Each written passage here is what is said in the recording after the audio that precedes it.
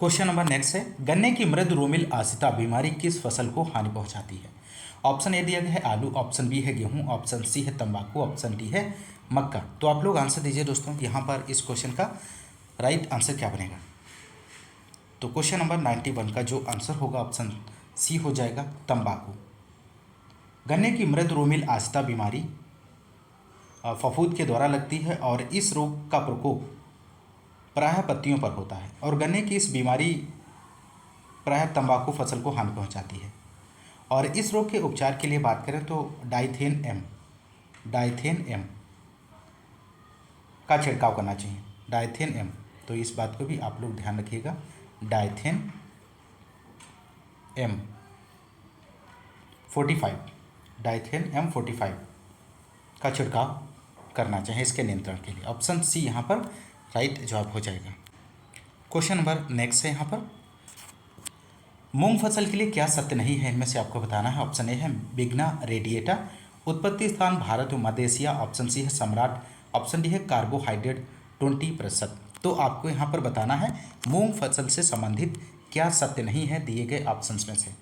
तो यहाँ पर 92 का जो आंसर हो जाएगा ऑप्शन डी, कार्बोहाइड्रेट 20% जो है सत्य नहीं है मूंग फसल से संबंधित, क्योंकि मूंग में कार्बोहाइड्रेट की बात करें तो 60 से 80% तक पाई जाती है कार्बोहाइड्रेट।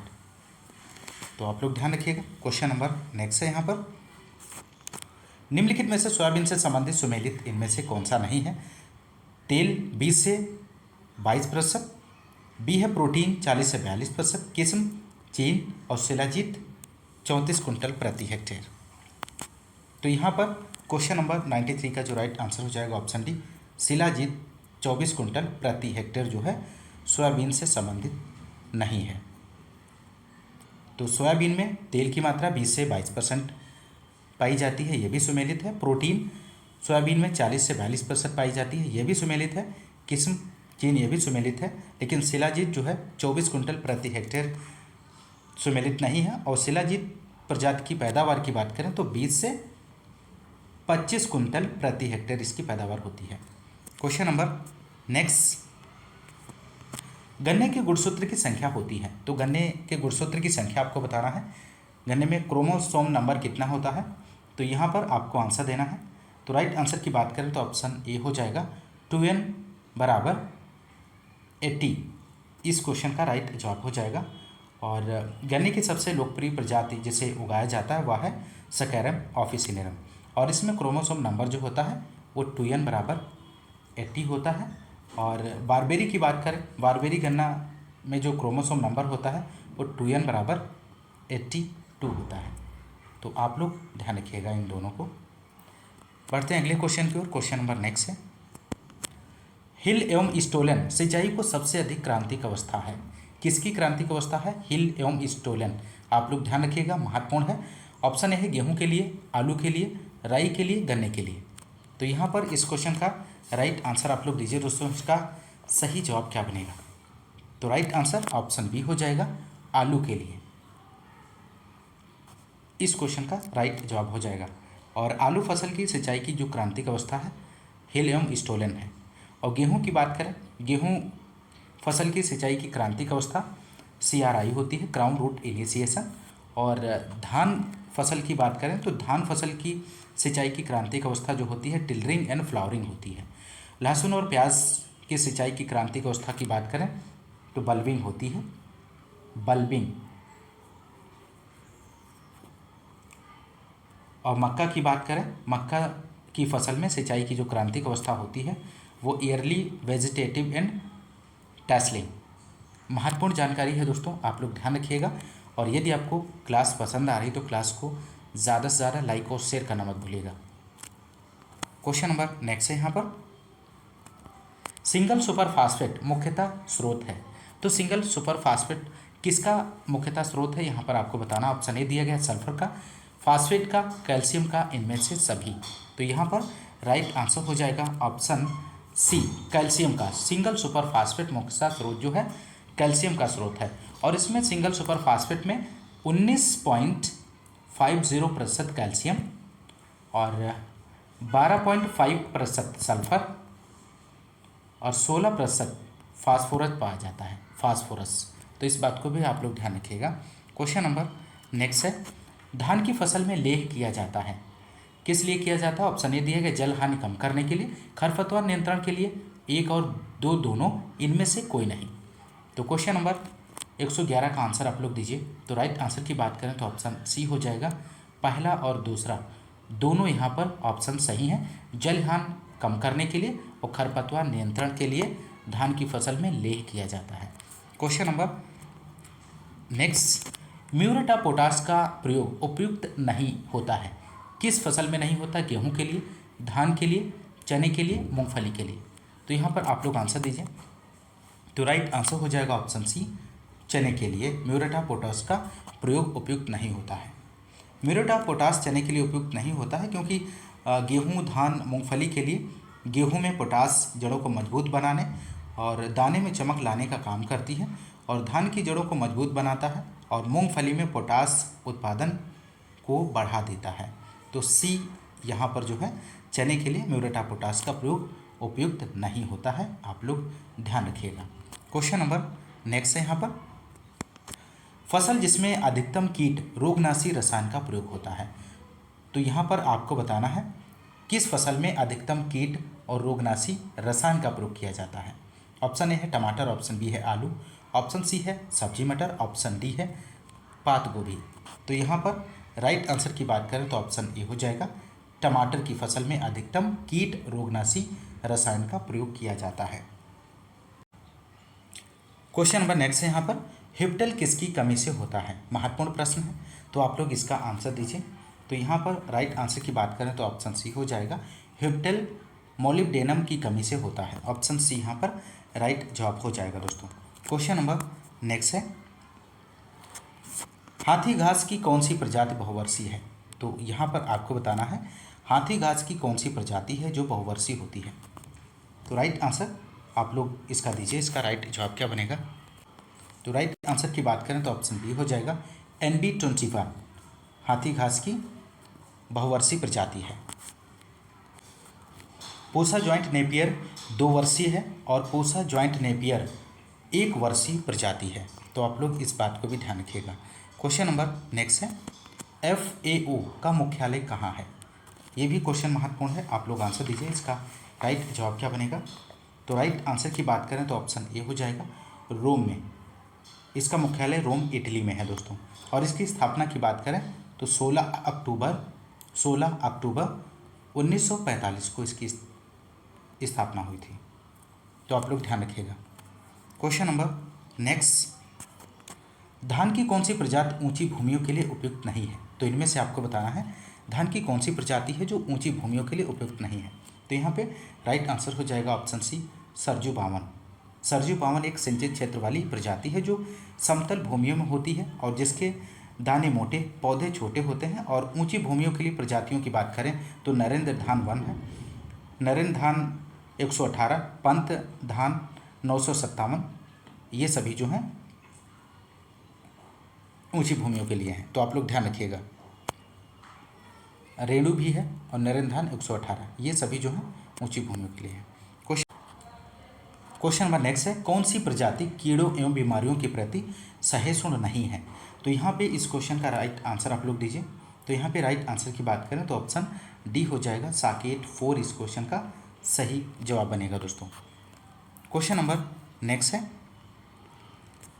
मक्का की रबी की खेती के लिए उत्तम प्रजाति इनमें से कौन सी है? शरद मणि है, आज़ाद उत्तम है, नवीन है, गंगा 5 है। तो यहाँ पे राइट आंसर आप लोग दीजिए। तो राइट आंसर की बात करें तो ऑप्शन ए हो जाएगा, शरद मणि। मक्का की रबी खेती के लिए उत्तम प्रजाति शरद मणि है और आज़ाद उत्तम, नवीन, गंगा 5 खरीफ ऋतु की प्रजातियाँ हैं। नवीन है, आज़ाद उत्तम है, गंगा 5 ये सभी जो हैं खरीफ ऋतु की प्रजातियाँ हैं, आप लोग इनको ध्यान रखिएगा। क्वेश्चन नंबर नेक्स्ट है, मूंगफली की कौन सी प्रजाति ग्रीष्म काल में उगाई जाती है? तो आप लोग बताइए कि मूंगफली की कौन सी इनमें से प्रजाति है जो ग्रीष्म काल में उगाई जाती है? अवतार है, चित्रा है, चंद्रा है, अंबर है। तो यहाँ पर राइट आंसर की बात करें तो यहाँ पे राइट आंसर जो हो जाएगा ऑप्शन ए, अवतार। इस क्वेश्चन का राइट जवाब हो जाएगा। मूंगफली की तो बात करें तो मूंगफली एक तिलहनी फसल है जिसमें 40 से 50% तेल पाया जाता है, और प्रोटीन की बात करें तो 25.5% प्रोटीन पाया जाता है, और कार्बोहाइड्रेट 10.2% कार्बोहाइड्रेट पाया जाता है, और इसे मुख्यतः खरीफ ऋतु में उगाया जाता है दोस्तों। लेकिन गुजरात, महाराष्ट्र और मध्य प्रदेश में इसे जनवरी फरवरी में उगाया जाता है। और ग्रीष्मकालीन मूंगफली उगाते हैं। और ग्रीष्मकालीन प्रजातियों की यदि हम बात करें तो अवतार है, ऑप्शन ए यहाँ पर राइट जवाब हो जाएगा। और चंद्रा की बात करें जो कि ऑप्शन सी में दिया गया है, चंद्रा सीधे बढ़ने वाली व चित्रा फैलकर बढ़ने वाली खरीफ ऋतु के लिए प्रजाति है, तो इस बात को भी आप लोग ध्यान। क्वेश्चन नंबर नेक्स्ट है, निम्न में से कौन सा सुमेलित नहीं है? दिए गए ऑप्शंस में से आपको बताना है। ऑप्शन ए है वरुणा सिंचित व असिंचित दशा हेतु, वरदान असिंचित दशा हेतु, नरेंद्र 85 लवणी भूमि के लिए, के 88 काले दाने वाली। तो यहाँ पर राइट आंसर ऑप्शन डी हो जाएगा, के 88 काले दाने वाली प्रजाति नहीं है। ऑप्शन डी जो है इस क्वेश्चन का सुमेलित नहीं है। के 88 भारतीय सरसों की पीले दाने वाली प्रजाति है, और इसकी औसत उपज की बात करें तो 14 से 15 कुंटल इसकी उपज होती है, और 130 से 132 दिन में पककर तैयार हो जाती है। तो यहाँ पर ऑप्शन डी जो है इस क्वेश्चन का राइट जवाब हो जाएगा। क्वेश्चन नंबर नेक्स्ट, ये क्वेश्चन रिपीट हो चुका है, आगे बढ़ते हैं। क्वेश्चन नंबर 104 है, निम्नलिखित में से कौन सी प्रजाति जई की है? इनमें से आपको बताना है कौन सी प्रजाति है जो जई की है। के 12 नवीन, LD 491 केंट। महत्वपूर्ण प्रश्न, तो आप लोग आंसर दीजिए, जई की इनमें से कौन सी प्रजाति है? तो राइट आंसर हो जाएगा ऑप्शन डी, केंट जई की एक प्रजाति है। और के 12 की बात करें तो के 12 उर्द की प्रजाति है, नवीन मटर की प्रजाति है, और LD 491 कपास की एक प्रजाति है। ध्यान रखिएगा, महत्वपूर्ण प्रजातियां हैं। क्वेश्चन नंबर नेक्स्ट, यहाँ पर बरसीम का बीज प्रति हेक्टेयर कितना लगता है? तो आप लोग बताइए, बरसीम का बीज प्रति हेक्टेयर कितना लगता है? तो यहाँ पर राइट आंसर ऑप्शन बी हो जाएगा, 25 से 30 किलोग्राम प्रति हेक्टेयर। क्वेश्चन नंबर नेक्स्ट है, यहाँ पर आलू के कंद बढ़ने के लिए किस इष्टतम तापक्रम की आवश्यकता होती है? 17 से 19 डिग्री सेल्सियस, 14 से 16 डिग्री सेल्सियस, 10 से 12 डिग्री सेल्सियस, 22 से 25 डिग्री सेल्सियस। तो यहाँ पे राइट आंसर की बात करें तो ऑप्शन ए हो जाएगा, 17 से 19 डिग्री सेल्सियस इस क्वेश्चन का सही जवाब बनेगा। क्वेश्चन नंबर नेक्स्ट है, टोबैको कैटरपिलर का प्रकोप किस फसल में होता है? तो टोबैको कैटरपिलर का प्रकोप किस फसल में होता है आपको बताना है। तो यहाँ पर राइट आंसर की बात करें तो ऑप्शन ए हो जाएगा, जूट इस क्वेश्चन का सही जवाब बनेगा। क्वेश्चन नंबर नेक्स्ट है, 1 किलोग्राम टमाटर का बीज कितने टमाटर से मिलेगा? तो क्वेश्चन नंबर 112 का आप लोग आंसर दीजिए। तो राइट आंसर हो जाएगा 160 से 210 किलोग्राम इस क्वेश्चन का सही आंसर हो जाएगा। टमाटर के बीज बहुत हल्के होते हैं, इनका टेस्ट वेट 1000 बीज का भार केवल 3 से 4 ग्राम होता है, और 1 केजी बीज उत्पादन के लिए लगभग 160 से 210 किलोग्राम टमाटर की आवश्यकता होगी, जो कि ऑप्शन सी इस क्वेश्चन का राइट जवाब बनेगा। क्वेश्चन नंबर नेक्स्ट है, इनार्चिंग विधि से किस फल का प्रवर्धन किया जाता है? तो आपको बताना है यहाँ पे दोस्तों, इनार्चिंग विधि से किस फल का प्रवर्धन किया जाता है? आम व अमरूद का, आम व अंगूर का, अमरूद व लीची का, फालसा व अमरूद का।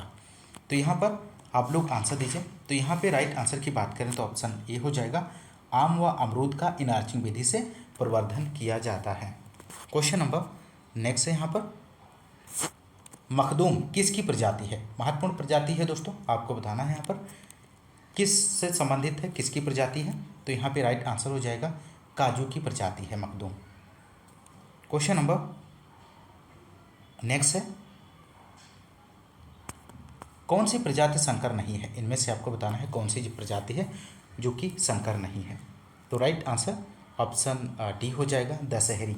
दशहरी एक ऐसी प्रजाति है जो कि संकर क्रॉस नहीं है, और बाकी सभी संकर क्रॉस हैं, मल्लिका, रत्ना, अर्का पुनीत। तो ध्यान रखिएगा यहाँ पर क्वेश्चन नंबर, माफ़ कीजिएगा, और इस क्लास में बस इतने ही क्वेश्चंस को सॉल्व करेंगे। और यदि आपको क्लास पसंद आ रही तो क्लास को ज़्यादा से ज़्यादा आप लोग लाइक और शेयर करते रहिएगा। और यदि आप हमारे चैनल पर नए हैं तो चैनल को सब्सक्राइब जरूर कीजिएगा। तो दोस्तों इसी तरह आप लोग इस चैनल के माध्यम से UP+C AGTA 2024 की प्रिपरेशन करते रहिए और मेहनत करिए। और आज की इस क्लास में बस इतना ही, मिलते हैं नेक्स्ट क्लास में, तब तक के लिए नमस्कार, जय हिंद, धन्यवाद।